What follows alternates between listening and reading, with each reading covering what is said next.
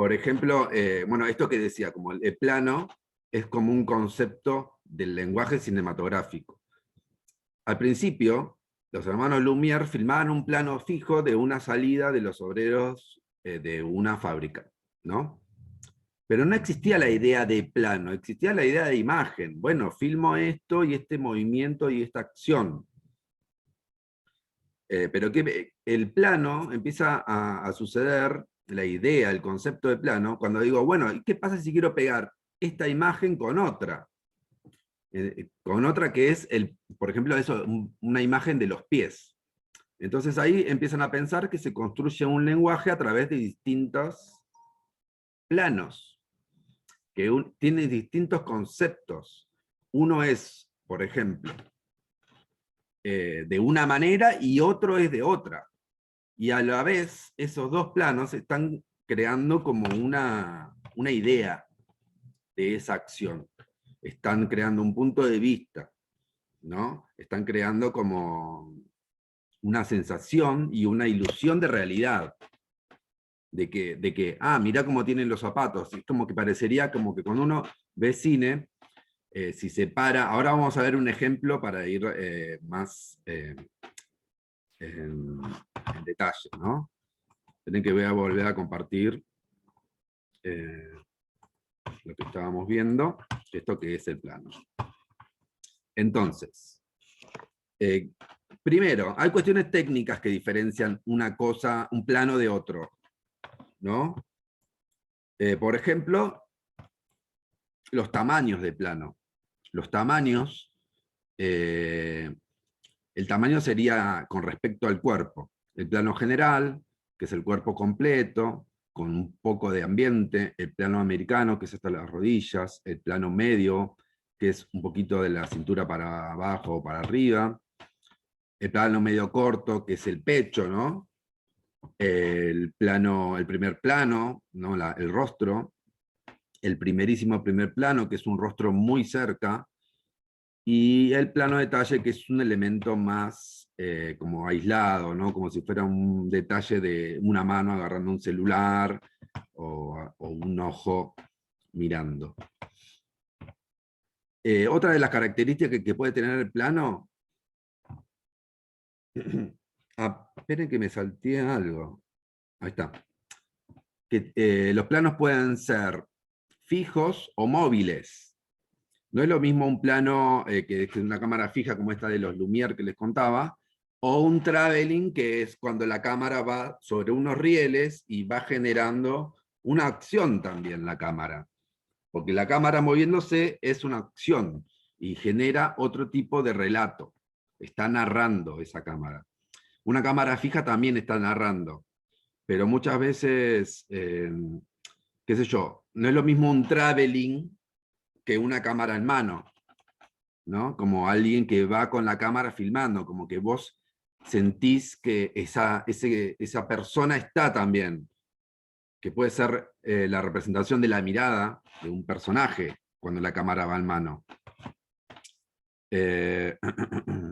Por ejemplo, bueno, esto de la duración del tiempo, del plano. Un plano puede durar un microsegundo, un segundo, un minuto, o puede durar 10 minutos, o puede durar toda la película. Hay películas que fueron hechas con un solo plano, que eso se llama plano secuencia. Cuando un plano abarca varias acciones, y esas acciones construyen una unidad dramática, que lo que sería una escena, por ejemplo, o varias escenas, por ejemplo, no sé si han visto una película que se llama Irreversible, que es media heavy para verla, pero tiene como, bueno, la lógica es planos muy largos, donde siguen a un personaje buscando a venganza sobre su mujer. Entonces, se mete a un subte, sale, camina, se encuentra con una persona, entra en un bar. Es como toda una cosa muy larga en tiempo real. Hay cortes, varios cortes, pero la película está construida por grandes bloques dramáticos filmados en plano secuencia. ¿Me siguen hasta ahí? Yo lo que te quería preguntar era, justamente cuando estabas hablando, Sí, Si es un plano secuencia, que era magistral, el de la película de Antonioni, El pasajero. Pero ahí había traveling también, pero ese era todo un plano secuencia para saberlo técnicamente. sí. No la vi esa película igual, pero sí, Ah, a eso se refiere. la de Antonioni no la vi. Ah, bueno, está bien. No, no la vi, no sé por qué no la vi. No, esa la tenés que ver. Amo a Antonioni. Eh, No, pero esa particularmente, El pasajero. bueno, la voy a anotar. La voy a anotar. No, pero porque yo porque eso siempre fue tan ensalzado, pero Claro, quería saber el término técnico, si lo es que plano sucede, secuencia. si es un plano secuencia, lo que sucede que es muy difícil hacer un plano secuencia. Primero porque el cine es caro.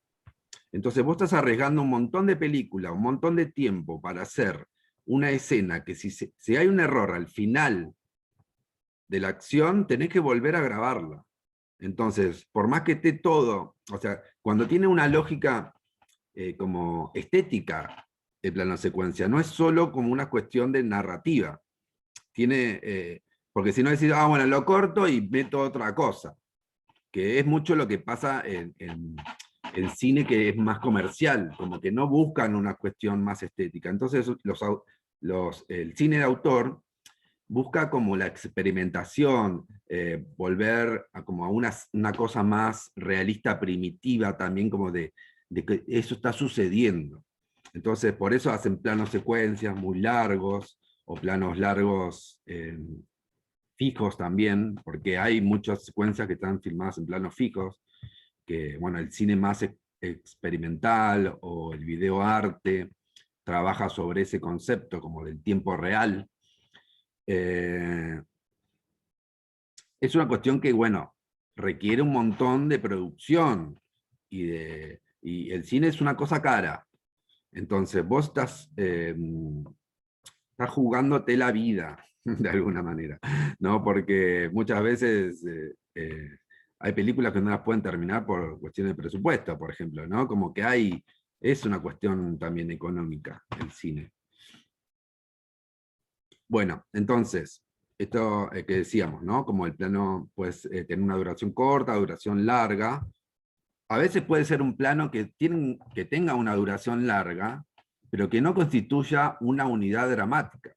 Tal vez es solo una cuestión estética de hacer un plano largo, pero es un plano largo de un personaje saliendo de una casa y no concluye la acción en ese plano, sino en otro final. Entonces, no siempre todos los planos largos son planos secuencia. Eh, Casi siempre tienen que tener como un principio y un final.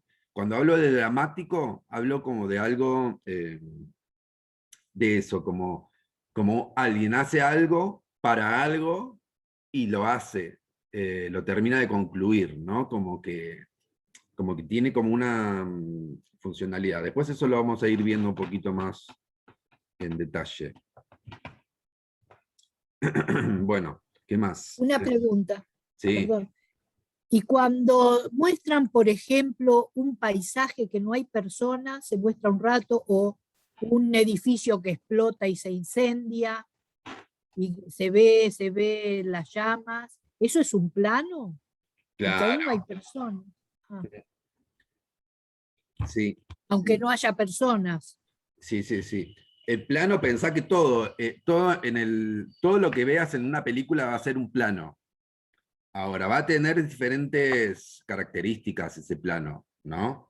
Claro, Eh, Hay películas que gracias. no le dan importancia a los planos, los filman como si fuera una manera, no están pensando en contar a través de planos nada más como dicen, filmo, y después lo edito. ¿No? Entonces después en el montaje empiezan a seleccionar los planos y se arma un quilombo bárbaro el montaje, porque no estuvo filmado en relación a construir una continuidad, por ejemplo. Entonces, siempre, por eso el montaje es muy importante para el cine, que muchas veces se piensa que el montaje va a solucionar cosas del rodaje, ¿no? Porque después es cortar un poquito y pegar, pero después, si vos filmas todo de una manera que no contemplás. Por ejemplo, yo filmo un personaje saliendo de una fábrica y no sé, después viene otra secuencia que totalmente con otra luz, con otra estética. Entonces voy a tener un collage en esa película, como si todas las escenas estuvieran filmadas como azarosamente, no sé, ¿no? Como que, por eso el tipo de plano va a determinar cómo va a ser el montaje después de esos planos. Y ese tipo de plano va a determinar cómo es la estética y el estilo del montaje y de la película. ¿No? Porque yo digo, bueno, filmo todos planos fijos. Entonces voy a saber que ese es un concepto de la película. ¿No? Si yo digo, filmo toda la película en planos generales, sin gente, como decía la compañera, entonces ese tipo de película va a ser distinta a otras que vemos. Entonces uno se va a detener más en ver esas imágenes, porque no estamos acostumbrados a ver películas en plano, todo planos generales. ¿Me explico? Como que son decisiones estéticas.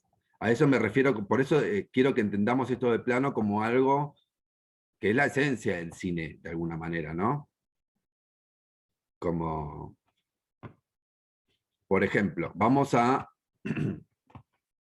ver qué más, me estoy perdiendo algo acá. Bueno, eso, que el plano tiene características técnicas y expresivas. Hay películas que van a estar tomando solo con características técnicas. Por ejemplo, el cine más de Hollywood busca que el plano cuente, pero que no distraiga.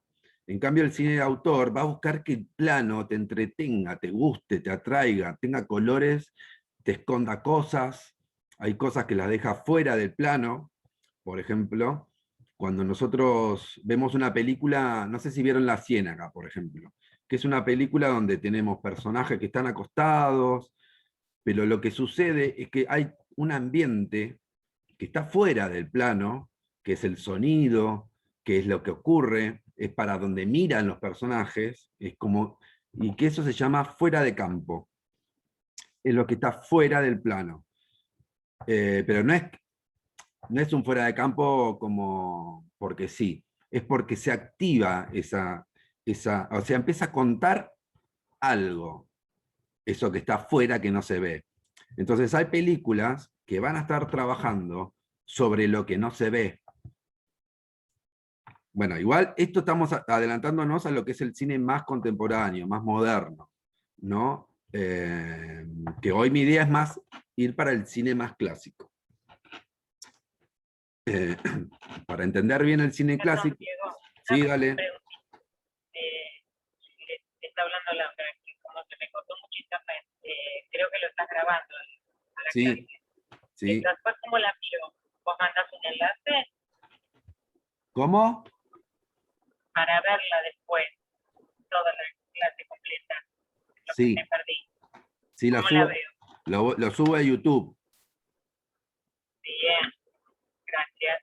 Lo subo ahí y después, yo después les mando el link por el grupo. Ah, bueno, bien. Quédate tranqui. Sí, porque por ahí justo para... Estábamos viendo toda mucha teoría para ir justo en un viaje, ¿no? Y si se te corta algo, no...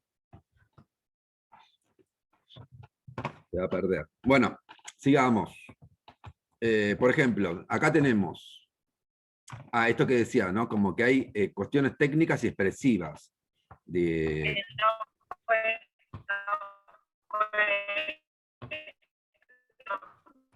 previsto y no lo sé. No se escucha. No sé si está hablando Laura de nuevo. Bueno, continuamos. Por ejemplo, las cuestiones técnicas expresivas pueden ser esto, como por ejemplo un plano entero, ¿no? Por ejemplo, la altura de la cámara y la angulación de la cámara. Me olvidé de poner angulación acá, pero bueno. La angulación puede ser normal, como a la altura de lo que es el personaje, o puede estar más alta del personaje, lo que sería como picada de arriba o contrapicada de abajo.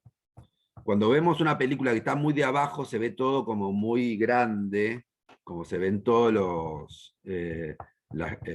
la perspectiva, digamos, se va como para arriba del plano. Por eso acá yo puse que es media contrapicada, porque se ve un poco el techo, se ve el piso, pero también se ve como que la cámara está un poco abajo, no está a la altura de los ojos, está como más tirando para el piso. Estas son cuestiones técnicas que después la vamos a pasar medio por alto, no vamos a analizar plano por plano las películas, pero sí es una idea como para entender como conceptos básicos. Bueno, el plano americano, que sería como esta altura media, como desde la rodilla para arriba, o un poquito más alto, pero es un plano que se usaba mucho en el cine western, por eso se llama plano americano. Fíjense acá, la altura ya está un poco más alta la cámara, se nota. Y la angulación igual, o sea, la altura tampoco está en la altura de los ojos, está un poco a la altura de la cintura, del pecho, la cámara. Y la angulación va como un poco para arriba, como contrapicada sería. Puse mal acá. Sería contrapicada. Ay, Y, disculpame que te interrumpa. sí, Y cuando Gogo baja por la escalera revoleando revoleando la ola, que viste que le toma las rodillas y ella va bajando, ¿ese plano cómo se llamaría? Por curiosidad te lo pregunto nada más. sería ese, un plano medio americano. Pero Perdón, si pero la está cámara dirigido, si la cámara hace un movimiento, sería un traveling. Me explico, como que cuando hablamos de plano estamos hablando de todas las características juntas. Por ejemplo, eso. Un plano americano. Yo ahora estoy hablando del plano, del tamaño de los planos. Está Por bien. eso es que como ahí está dirigido, perdón, ese plano, lo que está descrito ahí, estaría dirigido al personaje, al primer personaje, porque ahí yo veo en un plano que atrás hay un montón de elementos más, o sea, hay otras Sí, personas. por Eso eso. también se tiene en cuenta, si yo estoy leyendo un plano. Ahí no veo Lo que quién tengo atrás está también está en cuenta. Sí, por eso es como, ahí está bueno lo que dice, ¿no? Porque es como el plano americano ya involucra más el ambiente, no es un primer plano, que no se ve el fondo. Lo que pasa que es como si fuera un plano más complejo, ¿no? No es solo un plano medio americano, sino es como un plano general también de los personajes que están atrás. Entonces, tenemos dos tipos de planos conviviendo en un plano.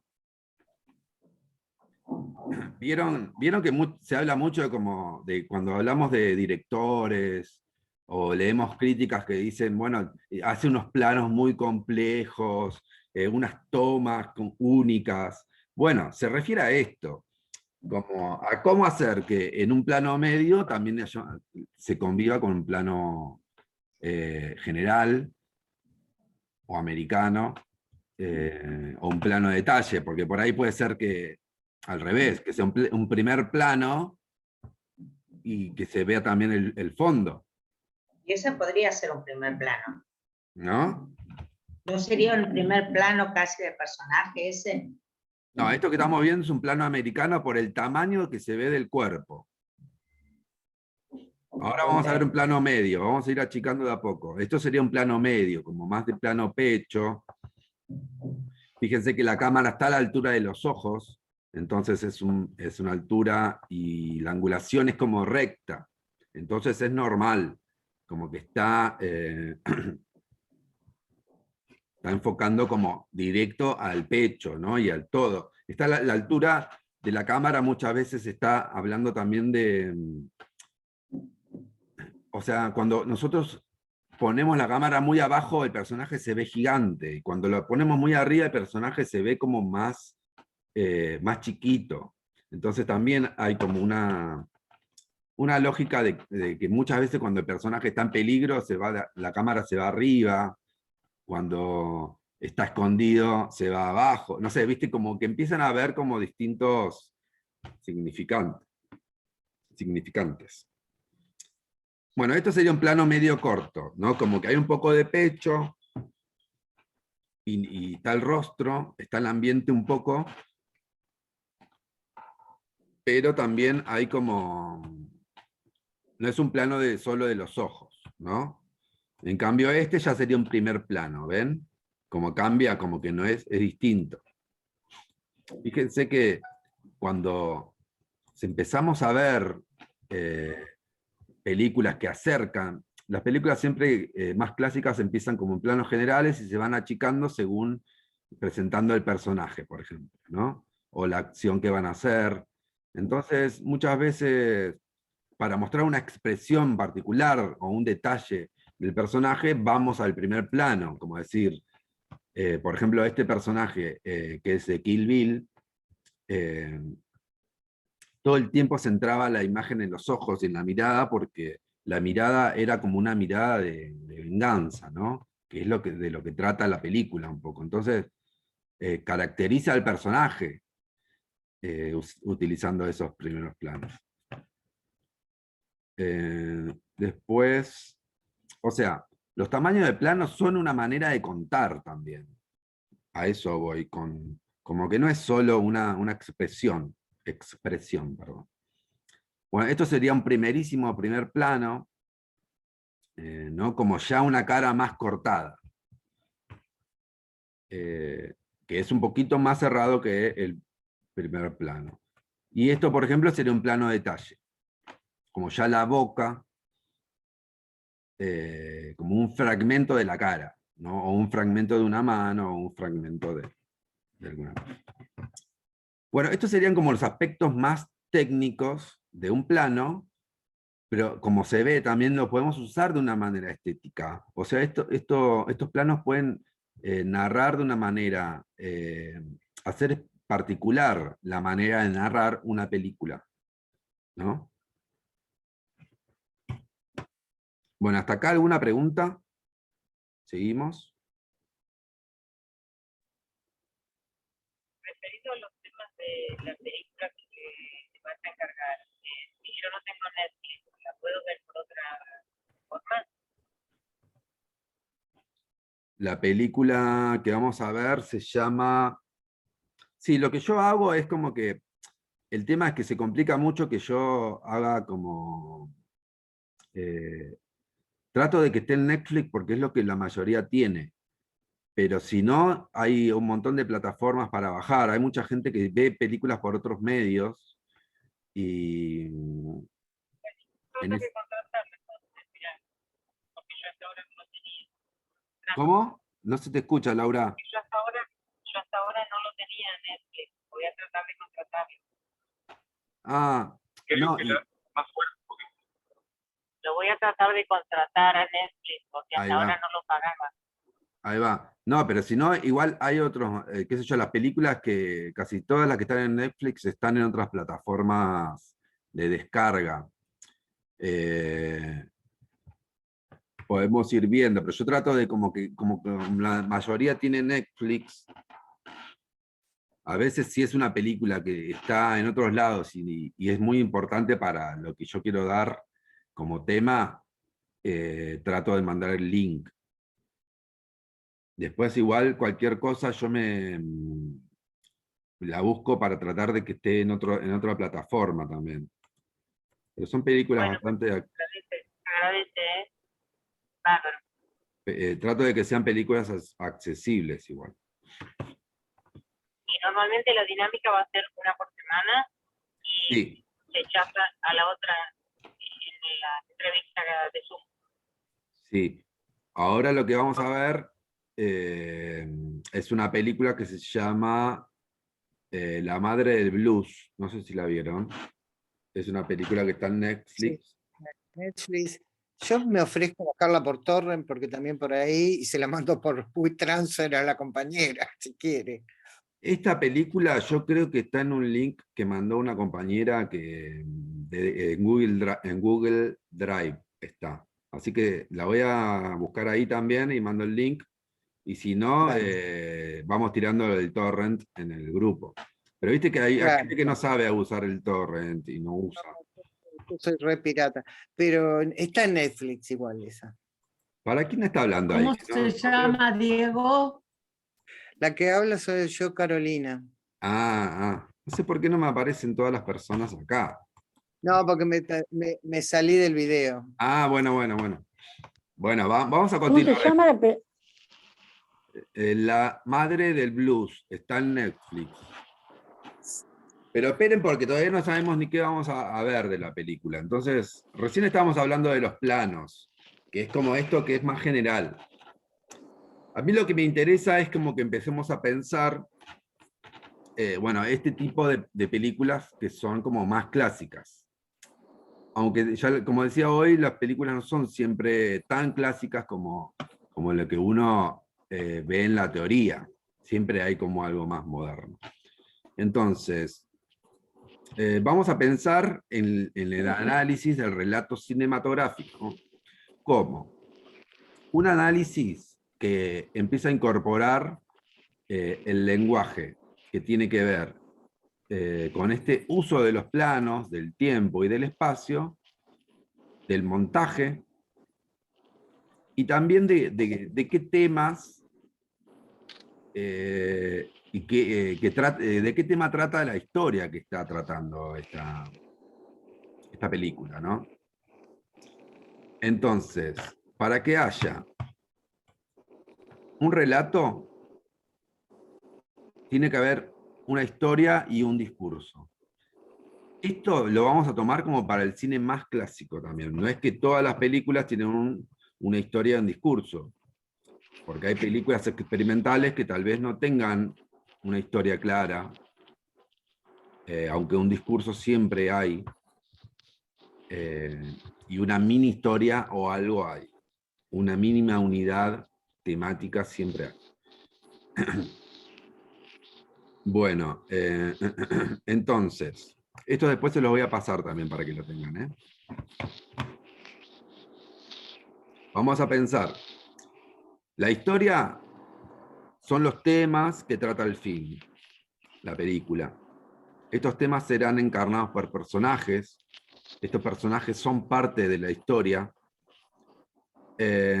Conflictos que tienen que resolver. Acciones que muestran la sucesión de esta historia. O sea, en esta sucesión vamos a pensar que se construye un drama. Un drama. A ver.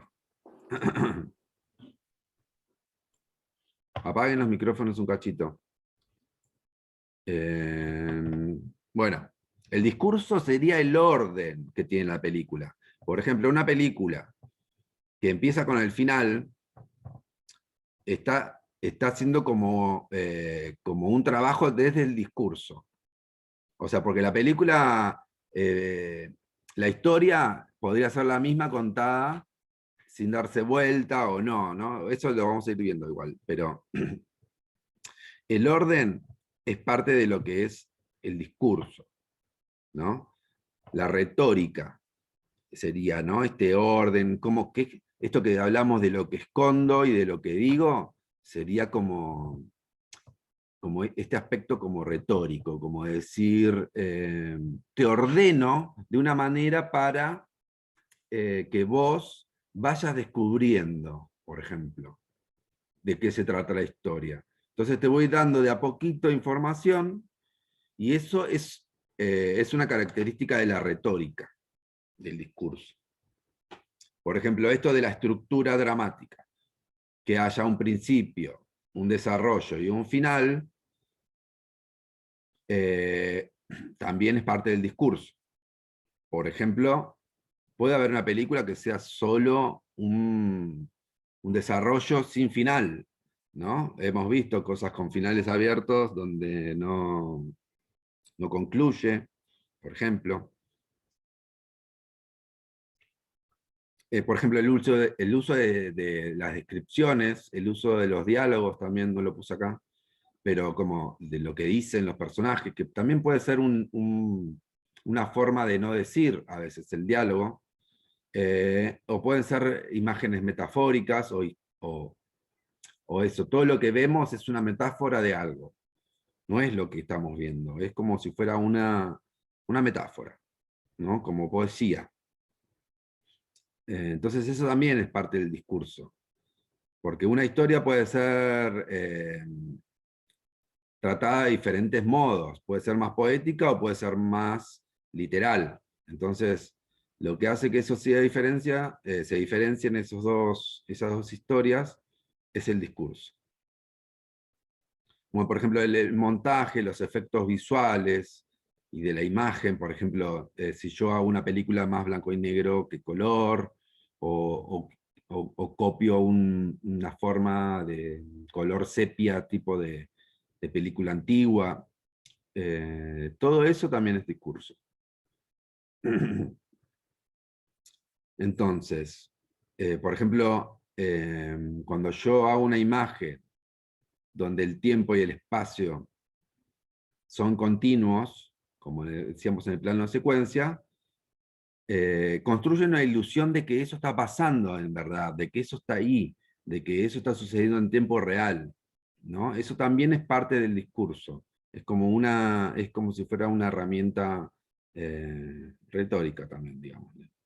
Como que yo quiero que esto sea más real. Y después los géneros. El uso de géneros, como decir, bueno, voy a hacer una película de terror. Yo ya sé que la película de terror tiene ciertas reglas, como para que sea una película de terror. Entonces, el uso de los géneros también es parte del discurso.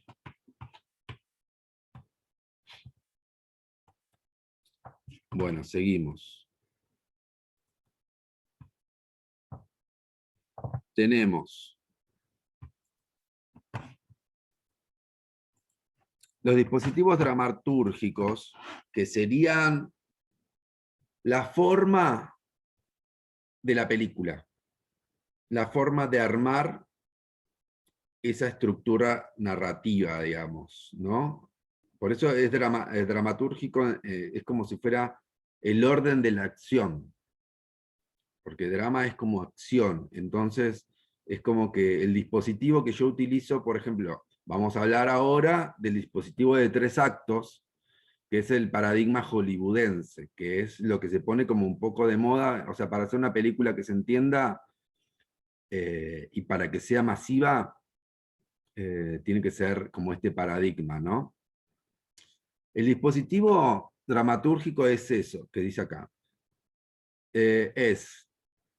Se les atribuye la orquestación de las emociones del espectador, o sea, voy ordenando los momentos que yo quiero que el espectador sienta diferentes cosas, y voy administrando ese interés por la historia y por los personajes. Por ejemplo, si yo te hago un personaje que voy ocultando cosas y te voy dando cierta información, estoy generando eso, como una administración del interés por el personaje. Bueno, este paradigma hollywoodense serían los 3 actos. Se establece que un largometraje promedio ahora dura 1 hora y media, más o menos. Ay, acá me olvidé de completar. Que sería esto, como 3 actos. El primer acto de 30 minutos, más o menos, el segundo de 40, 50, y el tercero, perdón, de 20, 25, o puede ser un poquito menos también. Muchas veces películas terminan muy abruptas. Ahora vamos a ver bien esta estructura de actos y ya vamos a ir terminando porque es mucha información, entiendo. Bueno, la estructura clásica de 3 actos, lo que sucede, tenemos un inicio, que son estos primeros 10 minutos, 5, donde están los títulos, donde está la presentación del personaje, del conflicto, del mundo del personaje. Hay un detonante que sería como eso que podría ser, como, vamos a ir leyendo acá. El primer acto tenemos esto de la presentación del personaje, su conflicto, puede ser un conflicto emocional, quiere algo, o necesita hacer algo. El conflicto externo, que es por qué lo quiere, dice. El detonante es como una amenaza principal, o puede ser un objetivo, o una decisión también que toma el personaje. El punto de giro es algo que ocurre y que cambia el rumbo del personaje. Por ejemplo, el personaje toma una decisión que impacta sobre su vida. Por ejemplo, el héroe que necesita salvar el mundo toma una decisión que después no puede volver atrás. Entonces va a perjudicar su vida para siempre, va a cambiar. Estamos pensando dentro de un relato, no de la vida. En un relato, ese punto de giro va a dar comienzo al segundo acto. Todo lo que pase ahí puede llegar a ser para solucionar ese conflicto que tiene, o para volver al estatus anterior, como al equilibrio inicial, donde el personaje tal vez tenía una vida más tranquila, ¿no? Sin tanto conflicto. Entonces, el segundo acto va a ser todas las peripecias y las cosas que haga este personaje. Los problemas, los obstáculos para avanzar. Bueno, se va a cortar de nuevo la última vez y volvemos. Se corta, volvemos al mismo link. Bueno. A ver. Ya se termina, Nos muestra quién realmente es el personaje y muestra a través de sus acciones. El punto medio no es un giro como tal, simplemente profundiza el conflicto. Es un momento, lo que se dice como de oscuridad del personaje, donde cae